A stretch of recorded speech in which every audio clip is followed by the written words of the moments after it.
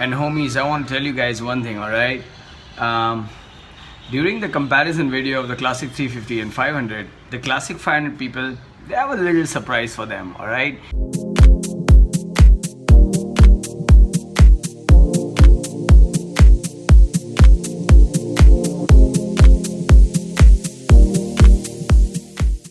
Because the guy whose bike I'm borrowing, and he's done something really good to his bike, and I really liked it. And that's the reason I spotted him. I met him personally. I said, can I really review this bike? Because not only it's a 500 Classic, my favorite color, but it also has something what he's done to it. So all the 500 buyers who are gonna buy it or who already have it, well, you will see something really amazing. You guys are irritated that this is going to prolong, right? So let me give you guys a hint, all right? So all the 500 Classic bikes what I have seen are not that comfortable, but this one is very comfortable. Well, that's what it is. So yeah, stay tuned for that bike comparison, and I hope I do justice to it, and I'm really looking forward for that video. I hope the bike still stays with me. If it's not there, I'm so sorry guys. I will give you all a shout out that I did not get that bike, but I will still do this video only for my subscribers, because you guys have subscribed to me. You guys have made it more than 400 mark for me. I know it's a small mark, but I'm really happy that I made new friends and I'm connecting really well to you guys, and hope this journey continues the way it is going. You guys are really rocking, man. You guys are really rocking. All right guys, a quick Q&A, and I have a couple of questions from my subscribers, and the first one is Shivam Pandey. This is for you. He says, can you help how to connect the digital speedometer on Royal Enfield Bullet 500 for gear shift indicator? Shivam, I don't know why would you do that. It's Royal Enfield, you know, it's an old school gear shift way.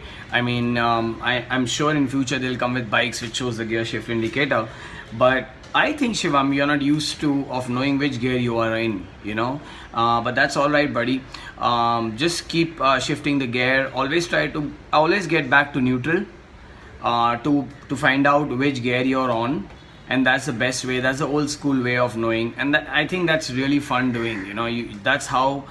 That's how you become hardcore. You can ride any other bike like that. Then you never need to see any indicator to change the gears. I've ridden Harley Davidsons and all other bikes, even a Triumph, because you know, once you know what gear and what power it's giving you, you will know which gear to shift on. So I think time and experience will definitely get you this, but you don't need a gear shift indicator on a Royal Enfield to know which gear you are on. So that's my answer, Shivam. I hope I did justice. All right.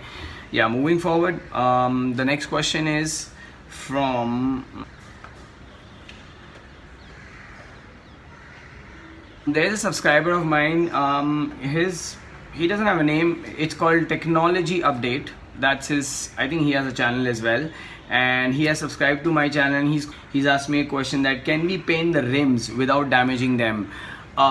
Nope, please do not paint the rims. I have seen some people coloring the rims. I have actually even seen a neon goldenish or a neon yellow painted rims. You can do that. It's possible. There are plenty of paints available. There is powder coating available. There is buffing available. There is a lot of stuff available which can make the rims paint, but I don't think so they do justice after a long time. If you're okay just to do it for a little fashion and then change it later on, you can go ahead and do it. A lot of people have done that, you know. But can I advise you something? A Technology Update channel, that why don't you buy mag wheels? You know, there are such good alloy wheels in the market. I have seen them. They are all over the market. They are crazy. If I ever customize a bike, I think I will put those alloy rims. They are powder coated, they are diamond cut, they have all the shine or the bling or the matte feel which you guys want. So all the rims are out there, man. And I really feel the paint job will be as expensive, a little less than the mag wheels, a little less than the alloy wheels which I'm telling you to buy, but I think alloy wheels is more sensible to do than paint your rims, unless you want it very customized. All right. So well, that's my opinion about this. All right. So the next question is from Okay, Nishad Raut is again asking me which Monster exhaust you bought and from where. Again, I have actually done that in my previous video. So Nishad Raut, please check my other video about the exhaust, and also in a lot of comments I mentioned about my Monster exhaust, which is from RK, a place in Santa Cruz, and also mention the price. So please check my other videos out, alright? And this one is pretty critical, alright? Sohan Subham, alright? Sohan Subham is one of my subscribers. Hey Soham, what's up, man? Very nice question, very deep question actually. He's asked me about the positive and negative points of CL500 versus RE Himalayan versus my bike GT535. I like all three, but I'm confused which one to buy with a sad face down. So hey Sohan, don't worry, I'll help you out, you know, I'll hook you up. But this is a very deep subject. All three bikes are definitely, all three have very good engine, and all three are from Royal Enfield, but all three have their different dynamics, you know, different engineering behind that. In fact, yeah, all three bikes do have different chassis. Yeah, Himalayan has a different chassis, again by Harris Performance. My Continental GT535 is again from Harris Performance, but it's a different chassis. It's a double barrel. We all know that it's a double barrel. And if you're looking at CL500, it's a different chassis. So besides the chassis, there is plenty of things in that, and that's the reason you're confused, Sohan. And yes, I have not answered your question typically by telling you that hey, take that bike, you know, because I need to know what your likes are, you know, where do you ride, do you want to be a tourer, do you want to be a motor vlogger, a tourer, or a fun person, or just want a bullet, or you want to get into cafe racing, which I'm all about. So all three have different dynamics again, you know. So Sohan, why don't you give me a shout out on my email ID? There are a lot of other riders who are actually communicating with me on my email, and I'm actually writing really long mails with all my description and the details which one to choose. So why don't you just send me an email about your specific, the details which okay, this one also goes for Rahul, because Rahul wants to know what should I fill as a questionnaire to me. Well, Rahul and Sohan, for both of you, this is my suggestion. Please send me details at how many kilometers would you like to do.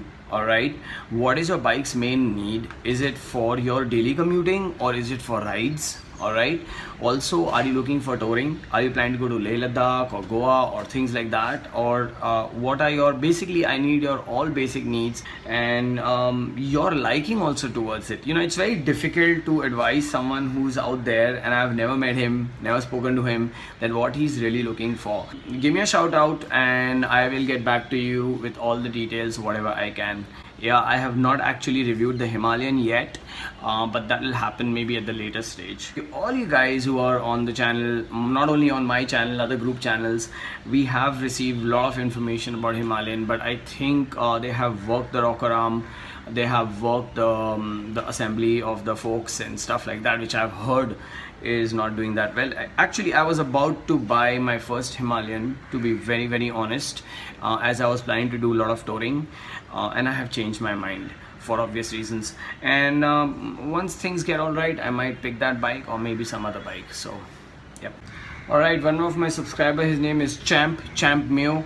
He said that my bike keeps stopping every time and suddenly starts again. Looks like there is some fuel problem or something wrong with the petrol tank.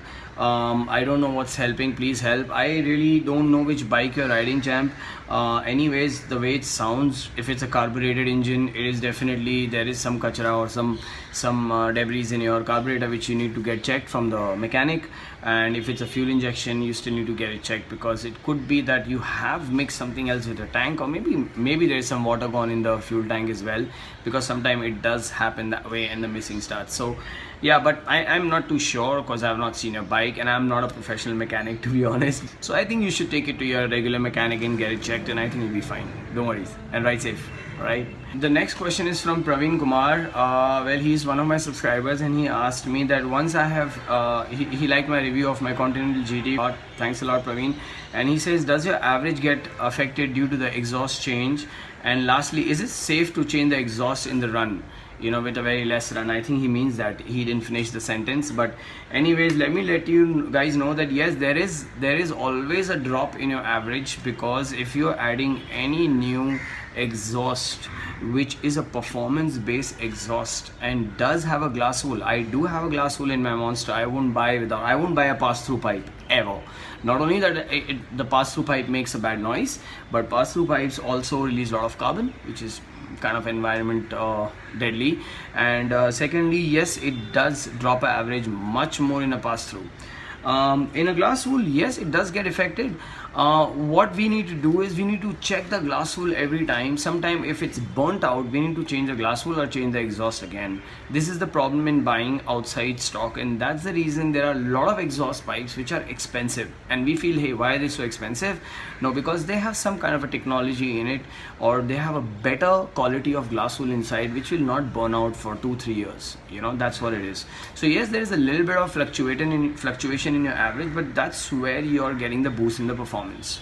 If you don't want to sacrifice that, stick with the stock, or maybe go for a very basic silencer or exhaust which is very comfortable for you and does not drop the average. Yep. I have got this question a lot. In fact, I had some subscribers who were actually even giving me a feedback about it, that one should not change the exhaust immediately when you purchase a bike. Just to let you guys know, there is no technical understanding of that. All right, when someone tells you that, hey, you know, let your engine tune, and after that, after a year or 2 years, do the exhaust change, the engine will tune forever. If all the Royal Enfield guys, I know all of you guys know this, your bike will sound different a lot of times. If you've not ridden your bike for a month and you start a bike and you go there, the boost is so high and you feel like really good. Oh, that thump is awesome, man, what happened to my engine? Well, it's because you know, the tuning keeps happening throughout. It's an engine, it's a motor, you know, it's getting its oil, it's pumping its piston, you know, the rocker arms are working, the tappet's working, everything is working, and it's gonna go on. It's metal, it's pure engineering, man.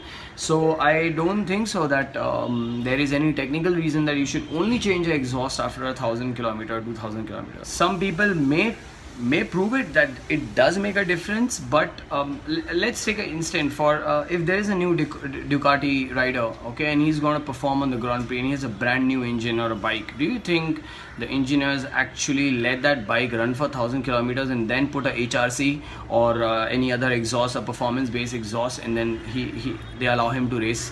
No, it's not like that. It's not like that. Even the exhaust from the company is an exhaust, you know.